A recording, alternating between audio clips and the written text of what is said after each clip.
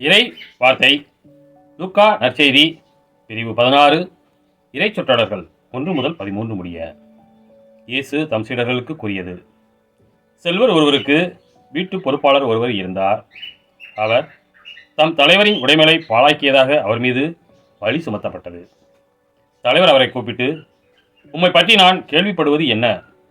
உம் பொறுப்பில் உள்ள கணக்கை ஒப்படையும்.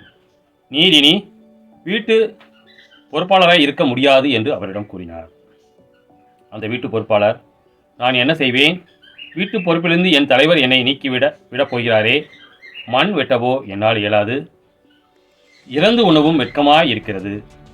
வீட்டு பொறுப்பிலிருந்து என்னை நீக்கிவிடும்போது பிறர் என்னை தங்கள் வீடுகளில் ஏற்றுக்கொள்ளும்படி நான் என்ன செய்ய வேண்டும் என எனக்கு தெரியும் என்று அவர் தமக்குள்ளே சொல்லிக் கொண்டார்.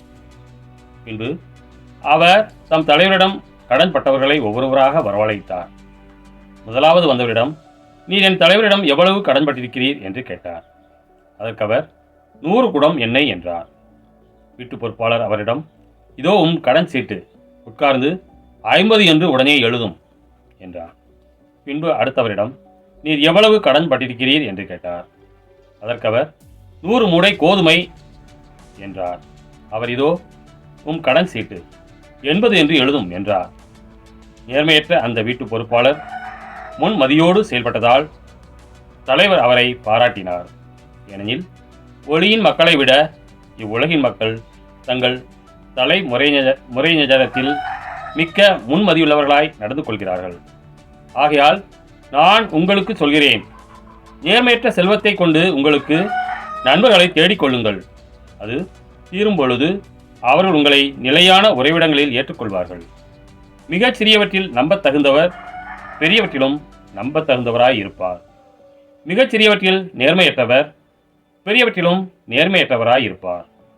நேர்மையற்ற செல்வத்தை கையாளுவதில் நீங்கள் நம்பத்தகாதவராய் இருந்தால் யார் உங்களை நம்பி உண்மை செல்வத்தை ஒப்படைப்பார்? பிறருக்கு உரியவற்றை கையாளுவதில் நீங்கள் நம்பத்தகாதவராய் போனால் உங்களுக்கு உரியவற்றை உங்களுக்கு கொடுப்பவர் யார்? எந்த வீட்டு வேலையாலும் இரு தலைவர்களுக்கு பணிவிடை செய்ய முடியாது. ஏனெனில் ஒருவரை வெறுத்து மற்றவரிடம் அவர் அன்பு கொள்வார், அல்லது ஒருவரை சார்ந்து கொண்டு மற்றவரை புறக்கணிப்பார்.